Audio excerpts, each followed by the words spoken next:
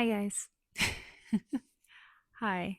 Um I took some time away and there's been so much going on. Some of you saw my post and you kind of know like some of what's going on, but there's just so much. A deer hit my car. Like I know it sounds crazy, but a deer actually hit me. And I'm, dealing with the repairs of all that and you guys know that just a lot of stuff with um, past relationships and, like my children and court stuff. And it's just, it's so much. And some of it is I can't talk about it because of court stuff. Some of it's just, that's just, personal private life. And I've not really ever brought that onto this channel. And some of it is just, it's just so exhausting. And sometimes, like, you just have to sit there and there's so much happening and there's so much being said that it's hard to even like get it out and say it. So there's just, it's more exhausting to explain it than anything else. And not everything's bad. You know, I like my job. I have a new job. I work in HR and I absolutely love it. And I'm hoping to get some certifications and really grow in the field. Um, my son is doing great. He's talking and he loves basketball and golf and he's growing. And the girls, both of them are growing in their respective fields of interest. And they're so funny and they're just always saying the darndest things. Um, so, I have my health, my kids have their health. So at the end of the day, um, it's kind of what spurred this video on. It's like there's so much hardship, um, which brought to mind a passage that is written in the Quran. I don't know the exact citation, but it is verily with hardship comes ease. And I've always loved that. It's one of the things that I know this will be disrespectful, so I don't mean it that way. I don't mean it that way. I just mean it as it's one of the quotes that brings me inspiration and some sort of comfort and peace. And it's one of the ones I would get tattooed on me, understanding that within Islam, ironically, it is forbidden. So, um, understanding that, but still, I wanted to talk about how, like, it's no secret. I think I've talked about it on this channel that I really had to step away and put the Bible completely down. Like when I say put it down, I mean I haven't really opened it in a year or more. Um yeah, probably just over a year I have not opened the Bible. I haven't read it. I haven't studied. I haven't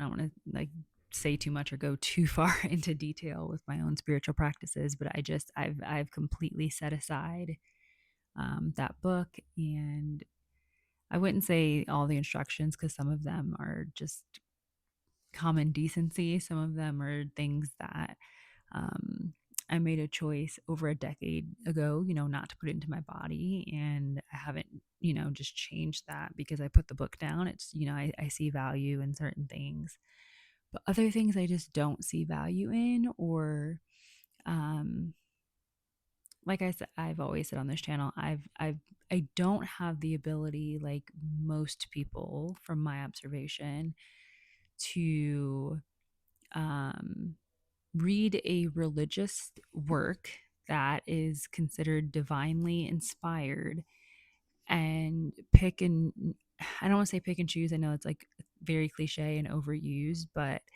um, take what works for me and then throw out the rest as though that's the intention of the book, right? Like I try to read each piece of literature that comes into my life for its intended purpose. And I've read this thing front and back, many of the, I think all of the different canons of it.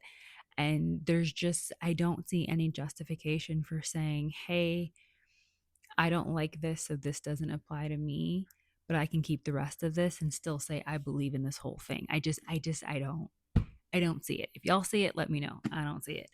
So being that way, to me, it's a part of having literary integrity, if you will, I guess. I just don't have that ability. It's very much all or nothing for me as far as considering a book to be divinely inspired to guide my life. So in that, I just had to put it all the way down because the way I was reading it, um, this is all applicable. This is all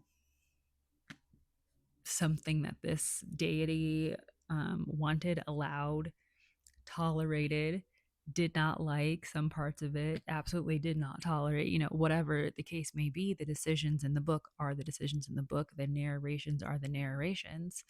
Um, and I took them at face value. Like if it says, God did not like this, I'm not going to try to do mental gymnastics to say, oh, well, it's not that he didn't like it. I mean, he liked it just fine, but I'm not going to do that. It says what it says and move on.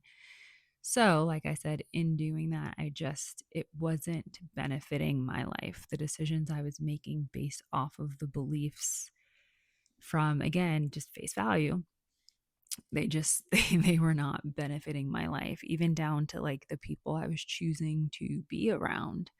Um, like sure, you claim that you keep Shabbat except for when it's convenient for you not to, or you claim that you keep these commandments, whatever they may be, but then you're literally like you cannot tame your tongue.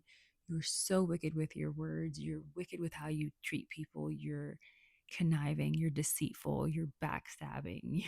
You're dishonest. You lie. You cheat. You steal. You hurt people every chance you get if it's going to benefit you, especially those that the text, again, this book calls like the weaker sex. And so it really became an issue of, um, does this book allow, again, at face value, injustices to someone like me, a woman in modern day who is trying to live this out? Yes, it does. It gives just way, the power dynamics are just off. So, anyway, I had to sit it down.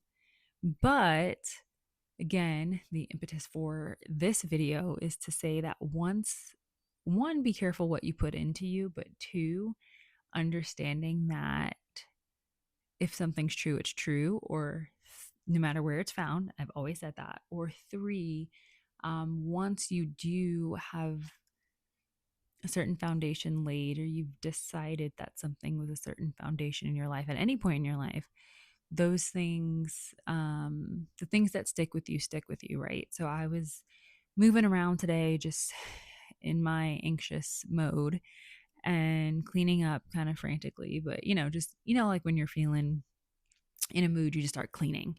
And so I was doing that, and just this verse came to mind, and I was like, oh, Paul, good old Paul, that's interesting. And I was like, oh, that's again, I haven't picked up a Bible in a year, but it doesn't. It's like kind of like riding a bike. I'm like, yeah, it's Philippians. What is that Philippians for? And I'm just like thinking about it.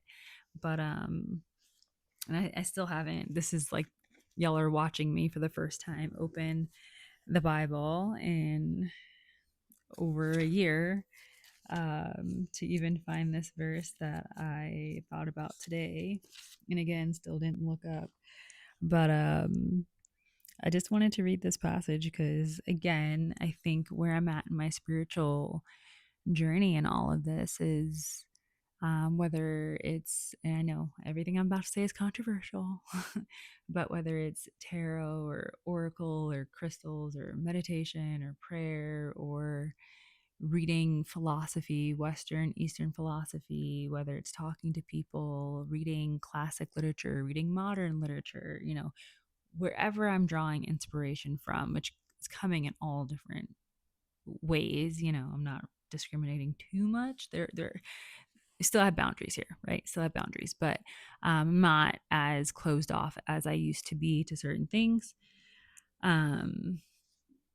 It's, there's things that are still inspirations to me in this book. And just today is the first day where I've allowed myself to be okay with it. And I haven't treated this book like it's got the power to destroy my life. because for a while that's how I felt. So I don't know. A part of me, I don't even know if I'll post this, but a part of me wanted to document. A part of me is like, I started this channel because I know I'm not the only person who has these deep thoughts and may or may not necessarily have an outlet in real time, um, to like get this out. And maybe it's just not even appropriate to do that. Maybe this is something where it's just easier to talk about with people to a camera and to people online that you don't have to go to work with and do life with, like your faith, your spirituality, it's essential. It's the core of who you are, and that's very vulnerable and it's very intimate and it's very uncomfortable for a lot of people to talk about in real time. So anyway, this passage I believe would be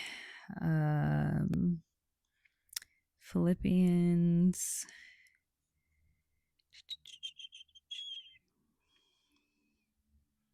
Yeah, Philippians 4, verse 11.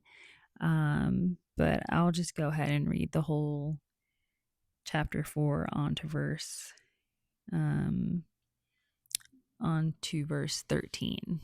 Because why not, right? Just 13 verses. Well, you know what? I'll start in verse 4. So Philippians 4, verse 4.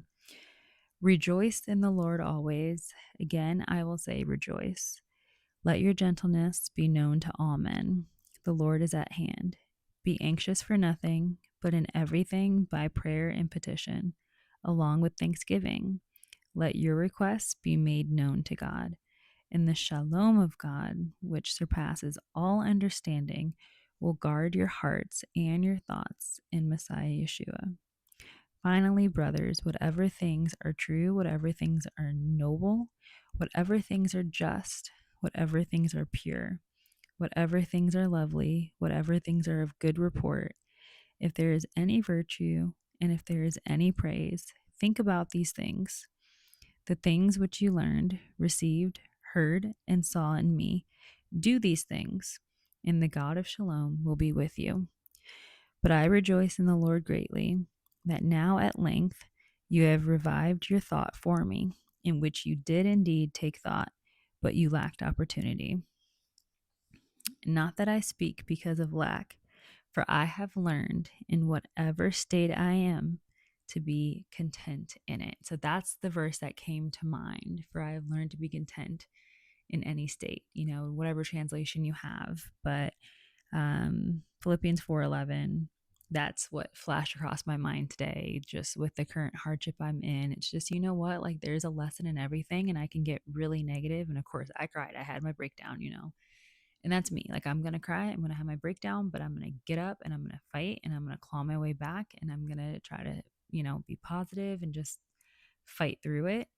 And that's not easy, but that's who my mama taught me to be, and this verse, like I said, I used to memorize all sorts of scripture, and this text was one that in my church days I had memorized. I think it was around the time um, before I got married, when I was very young at 21. But yeah, whatever state I am, to be content in it. Contentment is a very, very, very good skill to have, to learn to be content in whatever state mentally, whether you're anxious, depressed, happy, joyful, sad, somewhere in between all of those, whether things are going good or bad, whether the circumstances are what you want them to be or they're not.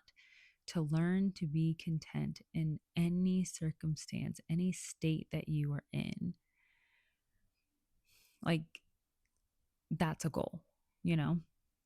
So, anyway, verse 12, I know how to be humbled and I know how to abound. It's like I know how to be very lowly. I know how to be me and still keep myself when I basically have nothing, and I know how to be me and keep myself when I have the world. In everything and in all things, I have learned the secret, both to be filled and to be hungry, both to abound and to be in need. Verse 13, I can do all things through Messiah who strengthens me. And of course, that's a very popular verse. Christians, I think, put that on like all sorts of things. But again, you consider the context. That's a great life quote, right? Like, especially if you do believe in this, if you do believe that that's the source of your peace, right? Like, of course, that's a great text to put on there. But like I said, as I was moving around and cleaning, just that is the text that came to mind. And I just had to laugh at myself because, again, I told you guys I've not picked up a Bible in over a year.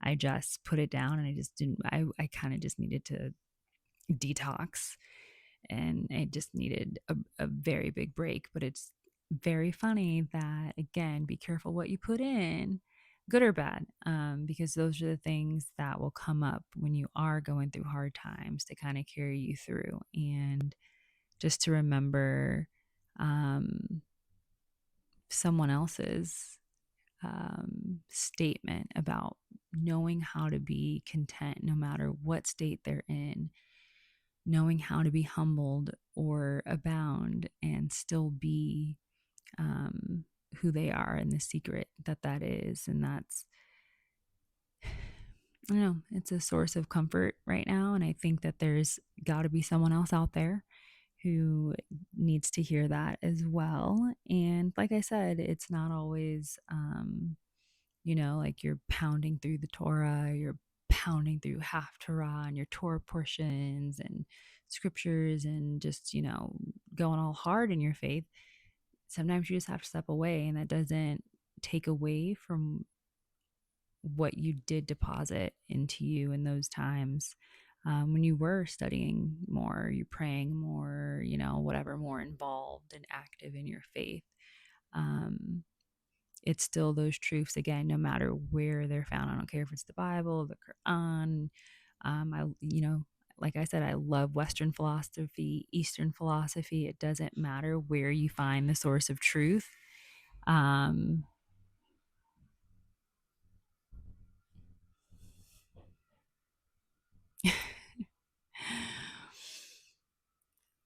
if it's true and it's something that gives you comfort and it gives you that inspiration, hold on to that, write those things down, commit those things to memory so that when hardship does come, those are the things that come up. So, anyway, I told myself when I sat down, I said, I'm going to keep it to 10 minutes.